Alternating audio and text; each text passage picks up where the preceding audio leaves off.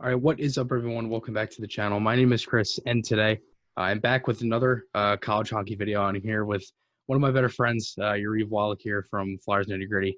Me and Yariv essentially going to be doing what I've done in the past two videos that I did, the one by myself and then the one with Apple Yard, was we just kind of talk about York, talk about the game. But Yariv, thank you for coming on. I appreciate it. How are you doing? Doing well, buddy. Thanks for having me back. Excited. Good game to watch. Actually, it was nice to watch like an actual hockey game because I didn't get to watch the other Cam York games. So it was, it's good to check them out this time. I didn't get to see any other recent. Yeah, One. right. Yeah. I mean, essentially, I've seen a handful. I've seen bits and pieces of some. I've seen full. This one was on TV. It was on ESPNU, which was kind of a bummer because I thought it was on the stream. But regardless, just a couple notes going into this game. Michigan, they were on a 2-game losing streak. Penn State was 0-4. They're now 0-5. The final score of this game was 3-1 Michigan. York overall in the first period, he seemed more offensive. From my notes here, his first shot attempt was right at 1925. Sometimes it seems like sometimes it takes him a little longer to start shooting the puck, and in other games. But I realized that he was right off the hop trying to be more offensive, right in the start. And Michigan was really dominating. They ended up getting an early goal from Moyle off a turnover in front. It was kind of back and forth play. Michigan ended up Michigan. I say Michigan, but really York. He drew a penalty for a slash at 9:37, and then also. York also made up for a bouncing pass from Bordelot, and it was pretty much like it was such a weird play because I remember I was on the phone with you as this happened. And it was a terrible play. I don't really know what Bordelot was essentially trying to do. He kind of just sent it over, and York recovered so well on it. And then at one point, Michigan was actually out there for a long time. They ended up taking a timeout around 5:15 in the first period. They had lots of turnovers late, and that's kind of how it was. It seemed like they were getting sloppy throughout the game. But overall, it was a decent first period. End of the first was 1-0, and the shots on goal were 10-8 Michigan. So, Reeve, kind of what are your thoughts there from York and just that whole first period in a whole? Well, are we just talking about the first period or just the overall performance of York? I guess both. Okay. Well, overall, I mean, we can talk about Michigan, right? Because I don't know the rest of the Michigan team as well as you do. You've been watching all the recent games. Mm-hmm. So I was definitely hyper focused on York. And specifically about the first period, in my opinion, from what I saw, he was the best defenseman on the ice for Michigan. And I don't mean that in the sense as like the other guys weren't effective. It's just when the puck was on his stick, the game seemed to slow down. Yeah. He seemed to have a lot of control. He seemed to recover really well, made a lot of really good plays. I really liked his performance. Now, his performance wasn't that good all the way through the game. I think we both agree with that. Yeah. But I don't necessarily think he had a bad game. I think at the end, we didn't really see him on the ice. We talked about that before, right? That we just didn't see him I didn't see him for I think the last like 2-3 minutes, maybe even more. I mean, at the end of the game when it was 2-1, he was out there around 7 minutes, and then I didn't see him again, and that's just from my eyes. I didn't see him again until 2:14. That's the thing. I think I saw him like briefly for a little bit, but then I didn't really see him out there in those final moments. Maybe he kind of got in bad favor. He had that one turnover in the second, right? But overall, I thought the skill level and all that is extremely noticeable. Right. That team is very deep, and they kind of dominated the play until they let their foot off the pedal. And that's where I feel like Penn State just kind of took over overall, and maybe we didn't even see the best of Michigan's play in general. Yeah. From what I've seen, we haven't. Yeah. From what I've seen, it seems like they could play a lot better offensively. The first period they were dominating, though. At least in certain stretches, just skating and moving the puck and just. I'd say the first like 15 minutes or so they were. Right, exactly. They were flying. Now that as the game settled, and I think York's game also kind of went along that as well. I think he was very effective early on, and then kind of the entire team's play kind of degraded. I think that kind of makes sense, and a reflection of him, but also a reflection of the team's play. Right. Yeah, and just going off that too, I feel like Michigan, for the most part, it seemed like they were really catching Penn State off guard. With just the way they play a real solid possession game. I mean, it's very noticeable, and I think one thing you noticed throughout the game is there was a lot of physical play from Penn State. They're a big team. There was a lot of big hits. I mean, I know they had there was one hit in that third period. It was a massive hit at the blue line. That would explain maybe why York played less. Yeah. Because you look at the defensemen on their team. Well, I guess I guess he's not the smallest, but he's also not the biggest. They have some guys who are a little bit bigger than him, so Yeah, maybe I mean, as for example, Power is 6'5". exactly. So maybe you start double shifting him, Mm, um, and that actually could wear him down. But I totally agree with that point. yeah, That's what I noticed about Penn State. They weren't effective until they got physical. They were kind of just yeah, sitting in a like collapse position majority right. of the beginning of the game. And easily the best player of the game was Straussman for Michigan. I mean, he had 38 saves. He was unbelievable. I mean, there really wasn't much he could do on the goal. But kind of just going in through the second period, York, he ended up starting the second period. He actually led Michigan and Penn State with 4 blocks throughout the whole game. I led both teams in blocks.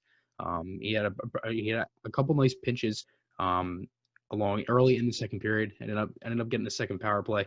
2-0 Michigan here. York was on the ice for this one. Passed Jajov with a beautiful goal. It was a great passing play. That made it 2-0. And then this is where York ends up taking that penalty, where it was one of them plays where like he was just way too hesitant behind the net, and he ended up taking I believe they called it for a slash, I believe. He ended up having his 4th attempted shot around 5:55 of the second period, which it seemed like he had all these shots, but none of them were on net. And that's the thing. I find it that like he has like at least 3 or 4 shots a game. That's what I've been seeing, and only one of He them. throws the puck on net Yeah. consistently. Yeah. Yeah, because I feel like at times he doesn't necessarily have all the time in the world to create as much offense as he probably would want to, which is why he essentially just throws it on net. Yeah, and I he feel like won't at make. times he's kind of put in bad positions, which is kind of why I was referring to that Well, that's Bordelot why he keeps play. the play simple, though, Right. right? Yeah. Yeah. Keep going. I'm sorry. No, no, no, all good. And then kind of just going off of that, um, you know, the end of the second period, the shots were 25-19 Penn State. It seemed like towards the end of that period, it was the the ice was essentially tilting in Penn State's favor. And I feel like for the start of the third and most of the third, it was like that because again, as I said earlier, uh, as we weren't recording this, it felt like majority of the third period, Penn State was playing with the goalie pulled, and they had an extra attacker the whole time. Yeah, right. They were physical. They ended up getting one, which was a really nice play. Bell ended up scoring there for Penn State. And Michigan was really on their heels. I mean, there was a chance that Penn State had this whole shift in the zone. They were just shot after shot after shot. And as I said, I mean, Straussman was unbelievable tonight. And then, as I said, York was out at 2:14, and Beniers ended up making 3-1 with the empty netter. It was weird because I feel like the broadcast ended up forgetting to count the empty netter because I saw the score they kept putting up. They put up 2-1 3 times. So that was kind of funny because I guess they just forgot or it didn't work. I don't know. But again, it was a 3-1 win for Michigan. And it's weird because Penn State's now 0-5. Yeah. Well, I'm It's not a not. Penn State fan, so Yeah, but I mean, I honestly think that they are a better team from what I saw than an 0-5 team, but they it's are. still a reflection. They didn't show up early in that game. They lost the game early essentially against Michigan. They did battle back. Mm-hmm. Like we said, they definitely got to Michigan physically, and that's maybe why we saw a little bit less of York. And again, who can we think of? There are other players who get physically. Size definitely matters. And maybe in that type of game, that's why we saw a little less of York. Though I'll be honest, the way he played in that first period, uh, what I see is a lot of poise with the puck on his stick, a lot of really smart plays, a lot of not getting beat, a lot of really good lateral movements. Just overall, the skill and the talent, all that's all there. Yeah. I really believe that he almost has a pro game. His shot, I agree. That's my biggest knock on him, and not that it's not a good shot. It's essentially, it doesn't bother me so much he's missing the net. I I just just wish it don't would think be heavier. yeah, exactly. He doesn't get enough power on a shot yet. It just has to be a little bit heavier. But again, he's pretty young. So I think that'll probably evolve more. Um, I think his shot will probably improve as he gets older. But I think he has it. I think he has all the skills already to be an effective pro hockey player probably Yeah. very soon. Yeah. I mean, But I feel again, like the one thing that he's done physically. consistently is just the way he moves the puck is unbelievable. Yeah, exactly. Yeah. Yeah, and he's got actually. It's funny. You mentioned this before. I don't know if you mentioned about him, but he had a poise that Chris Pronger kind of brought that a little bit too, where he kind of forces the play to slow down Yeah. regardless. Like Pronger was always a really slow guy. He was never like a speedster, but if he had the puck on his stick, like everybody would just kind of watch him. That's how you usually know a guy's a really good player is if the game slows down when they have the puck. It happens with Drew as the puck on his day. Everybody just ends up watching him. You get that sense with York. You get that sense with Provorov. I remember seeing that with Provorov and saying that. I noticed it every single time Provorov or Ghost at the time had the puck on their stick. Every other prospect that Flyers training camp would just slow down. They were just like, okay, they were scared.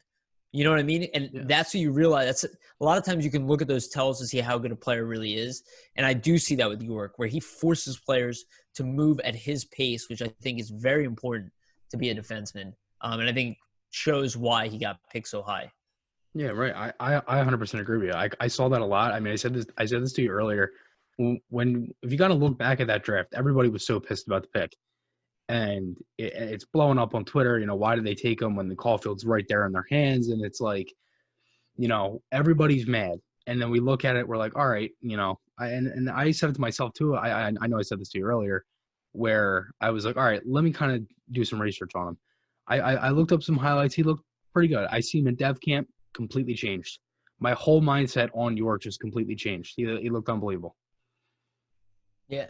Yeah. And I think it's like, well, what I said to you earlier, I'm repeating myself, but it's the way in which everything was easy. I was watching a guy who's 6 months younger at least than everybody else on the ice, and every drill was easy for him. I didn't see him have a single problem. And again, it's not really a big deal, but I'm comparing him against other people that are older than him, that have been to other dev camps, that are struggling more than he is at, you know, a lot of these basic training drills. Shows you this kid is just way ahead of his schedule. You notice that with Carter Hart. That was the same thing about Carter Hart, is he showed up looking like a pro. Like he was doing things that pro players do immediately at a young age.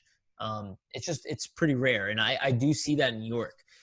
Again, I don't think he has the same physical gifts that somebody like Travis Sanheim has, or Phil Myers, or maybe even Ivan Provorov. So I don't know if he'll make that kind of impact, but he has a calmness with the puck that Phil Myers does not have, or did not have at the same age, and that Travis Sanheim really didn't develop until recently. Yeah, and I think until he kind of cracked the NHL. Yeah, exactly. And I think he's always a great offensive defenseman, but he has it. Sanheim has it as well, which is why he's so good. But I think York has it like a little bit earlier at a stage. He's not as physically. He's not gonna be able to burn you with his speed from what I've seen. Not yet. But that could change. He seems to be a great skater. He just doesn't seem like a speedster. Seems like more like a lateral skater, kind of like a Ghost. Yeah, definitely. I agree with you, honestly. But overall, it was a pretty solid game for Michigan, as they ended up getting a 3-1 win. They break their 2-game losing streak. But Yariv, again, I thank you for coming on. The one thing is I don't know if York will be playing tomorrow. They're supposed to play Penn State again, but they're supposed to. I know that they're.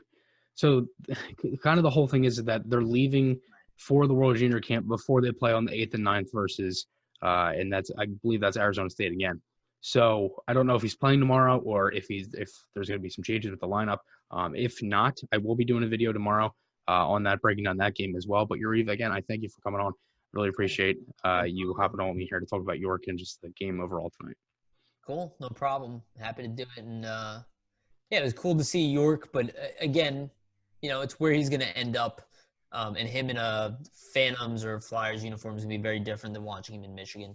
Right. Not about that. Mm-hmm. Yeah, I 100% agree with you. I personally can't wait for him. And again, if I were a Flyers fan out there, I would definitely be really looking forward to this World Juniors, because I've said it before. I think he's going to be really good. I mean, he's really going to, you know, make some people's eyes turn. Yeah, and I think playing with a lot of his old teammates is going to be a good, a really nice reflection, because he's probably going to have more chemistry with that group than he will his Michigan team. Mm-hmm. Yeah, overall, Michigan has 5 players going too, which also helps. Yeah, and that as well, right? There you go. All right. So again, guys, podcast articles, those links are on my channel. Also, the Florida podcast does have a merchandise store. You can check that out right in time for the holiday season. So again, we appreciate all the support you guys have given us. Oh, yeah. And check out Flyers Nitty Gritty as well. Yeah.